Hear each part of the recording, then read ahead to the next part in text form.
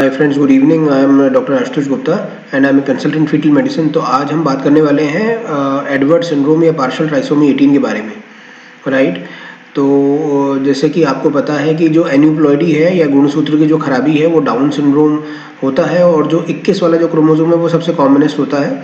उसके बाद में जो सेकंड कॉमनेस्ट है वो एडवर्ड सिंड्रोम है, इसमें ट्राइसोमी 18 होता है, उसको या एडवर्ड सिंड्रोम बोलते हैं, राइट। तो ट्रेडिशनल हमारी जो अंडरस्टैंडिंग है, जो थिंकिंग है, वो यही थी कि जो एडवर्ड सिंड्रोम है उसमें अल्ट्रासाउंड की कोई ना कोई खराबी होना लाजमी सा होता है, देख okay. But of late what we have identified and is this कि जो एडवर्ड सिंड्रोम है, जो ट्राइसोमी 18 है, वो दो तरह से हो सकता है, कंप्लीट और पार्शियल।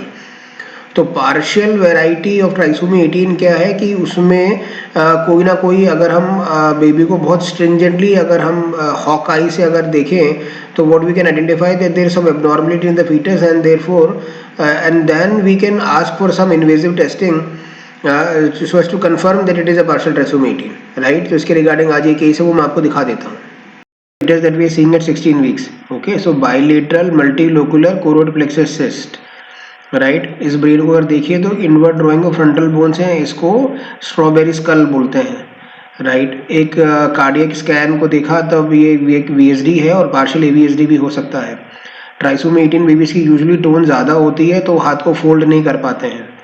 ये डबल मार्कर है जिसके अंदर सारे वैल्यूज़ भी कम हैं, और क्वाड्रपल मार्कर में हाई रिस्क 1/67 का ट्राइसोमी 18 के लिए आ ही रहा है।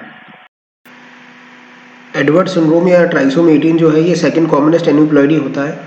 दो तरह से हो सकता है, कंप्लीट और पार्शियल।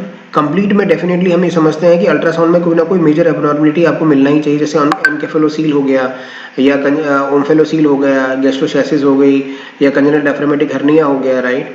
बट ऑफ लेट हमने पार्शियल ट्राइसोमी 18 काफ़ी सारे देखे हैं। पार्शियल ट्राइसोमी 18 का ऐसा है कि जब हमने स्क्रीनिंग टेस्ट कराया डबल मार्कर क्वाड्रपल मार्कर, तो डबल मार्कर की सारी वैल्यूज़ ही बिल्कुल 0.20 मॉम्स के आसपास है। तो दोनों ही वैल्यूज़ जो भी आ रही हैं वो सारी कम आ रही हैं। क्वाड्रपल मार्कर में भी हाई रिस्क आया था ट्राइसोमी 18 के लिए, राइट। जब हमने अल्ट्रासाउंड पे देखा तो कोरोइड प्लेक्सस सिस्ट भी मिल रही है, स्ट्रॉबेरी स्कल भी मिल रहा है, कार्डियक एब्नॉर्मिटी मिल रही है, और baby is not able to completely close the fist, right। so the tone of the fetus is also higher। तो डेफिनेटली ये पार्शियल ट्राइसोमी 18 हो सकता है, राइट।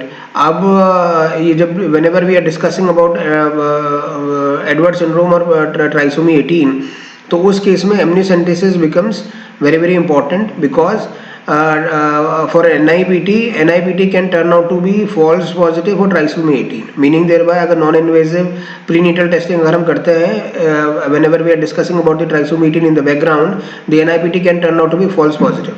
ये NIPT की एक फैलेसी है, therefore amniocentesis is warranted and it is an invasive test and it is a confirmatory test, right। चूंकि आप बात पार्शियल की कर रहे हैं तो प्रोबेबली आपको कल्चर या माइक्रोएरे भी कराना पड़ेगा ये देख लेने के लिए, क्योंकि वो जो पार्शियल ट्राइसोमी 18 है वो 3-4 वैरायटी से आइसोक्रोमोसोम भी हो सकता है, और कुछ सेगमेंट ऑफ द ट्राइसोमी कुछ सेगमेंट ऑफ 18 क्रोमोसोम जो होता है वो डुप्लीकेट हो जाता है, उसकी वजह से भी आपको ये पार्शियल ट्राइसोमी 18 की फाइंडिंग्स आ सकती हैं। So probably you need to do FISH के बजाय हमको कुछ और टेस्ट भी करने पड़ेंगे इसको कंफर्म करने के लिए, राइट। तो इस सब चीज़ों को मद्देनज़र ये देखने की ज़रूरत है कि एक बहुत ही हॉक आई से बेबी को देखने की ज़रूरत है, ताकि हम ये सब सटल फाइंडिंग्स जो कि अल्ट्रासाउंड की उनको पकड़ सकें। दूसरा, उन फाइंडिंग्स को जो स्क्रीनिंग टेस्ट है उसके साथ क्लब करके अगर उसी के मद्देनज़र में अगर देखते हैं तो हम ये कह सकते हैं कि हमारा सस्पिशन इस बात के लिए है और हम एमनियोसेंटेसिस की एडवाइस करते हैं, right. Thank you very much for your patient listening.